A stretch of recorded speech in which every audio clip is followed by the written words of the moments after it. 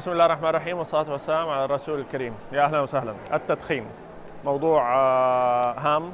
ما حتكلم اليوم عن أضراره، كل الناس بتتكلم عن أضراره. سأعطي فقط خماسية تساعد على الإقلاع عن التدخين. شاركنا، قول كلمة حق، قول للدخان لا. أولا طبعا التدخين الإقلاع عنه ممكن. أنا كنت أدخن 13 سنة من حياتي، والحمد لله في مارس عام 2000 أقلعت.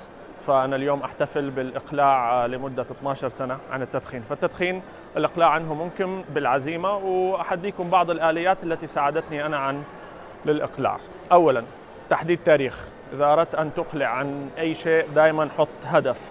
الهدف بدون تاريخ يعتبر حلم، فبالتالي ضع تاريخ، اكتبه على ورقة، واكتب الورقة في مكان يراه أقربائك وأهلك، وأعلن للناس هذا التاريخ ولأصدقائك. قل لهم أنه أنا في اليوم الفلاني قررت أن أقلع عن التدخين.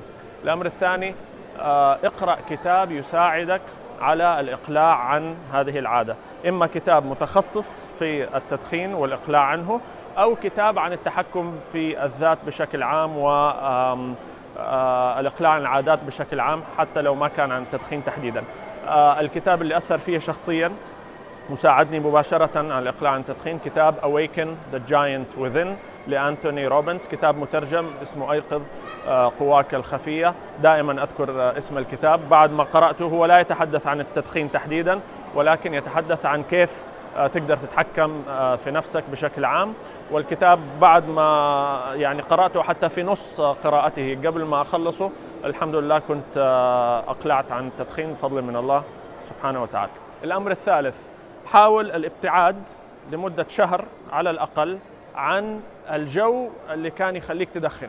أصدقاء مدخنين، مقاهي، شيشة، جلسة ورق أو لعب مع الشباب كانت دائما خلالها كنت تدخن.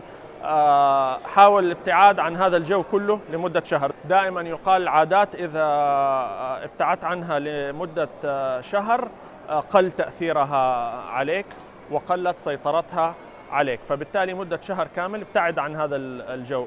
ما بنقول قاطع أصحابك، ما بنقول اتركهم أو اهجرهم، لا، ولكن شهر حساس بداية الإقلاع ابتعد فيه عن هذا الجو. الأمر الرابع، أوجد بديل، وهذا أمر مهم جدا. التدخين بيوفر لك حاجة. لما تتوتر مثلا تلاقي نفسك بتدخن، لما يكون عندك مشروع وعليك ضغط نفسي تلاقي أنك بتدخن يخفف توترك. فماذا يقدم لك التدخين؟ أوجد بديل يقدم لك نفس الشيء.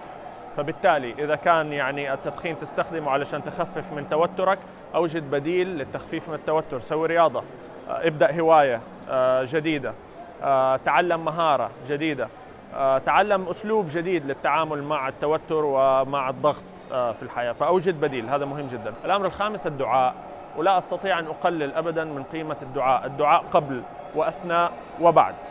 الدعاء قبل الإقلاع أنه الله سبحانه وتعالى يوفقك ويفتح عليك. الدعاء أثناء الإقلاع عن التدخين علشان الله سبحانه وتعالى يلهمك بدائل. الدعاء بعد الإقلاع عن العادة عشان ربنا سبحانه وتعالى يثبتك. لا تعتقد أنه إذا بطلت كم يوم خلاص انتهيت. استمر في الدعاء أنه الله سبحانه وتعالى يثبتك على هذا الإقلاع. 5 خماسية كده سريعة. نتمنى الله سبحانه وتعالى أن يفتح عليكم جميعا، وأنه نصبح في العالم العربي والإسلامي عالم بلا تدخين. سموك فري، حياة بلا تدخين. شاركنا، قول كلمة حق، قول للدخان لا. فريق حياة بلا تدخين دعوة أنه الله سبحانه وتعالى يثبتكم ويؤجركم، وأرجوكم استمروا في هذا المشروع الممتاز والرائع. التدخين أثره سلبي ماديا وصحيا. أنا عن نفسي ما أتخيل اليوم كيف حيكون شكلي أمامكم، وكيف حتكون صحتي، وكيف حيكون حياتي بشكل عام إذا من عام 2000 إلى اليوم 12 سنة اللي مضت ما كنت دخنت فيها. ما أعرف. أنا متأكد أنه حيكون شكلي غير، جلدي غير، شخصيتي غير، ومستقبلي غير. فالموضوع جدا مهم، ومهم جدا للشباب. ما تقوموا به أمر هام. ندعو لكم إن شاء الله بالتوفيق، ودعوة للكل أن يشارك في هذه الحملة حياة بلا تدخين. شاركوا فيها، وجزاكم الله خير.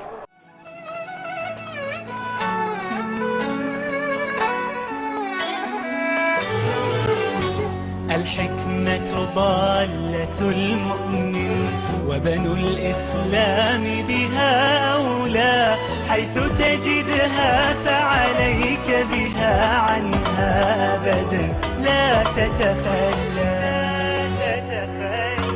في القلب خواطر عن أمم في واقعها قيم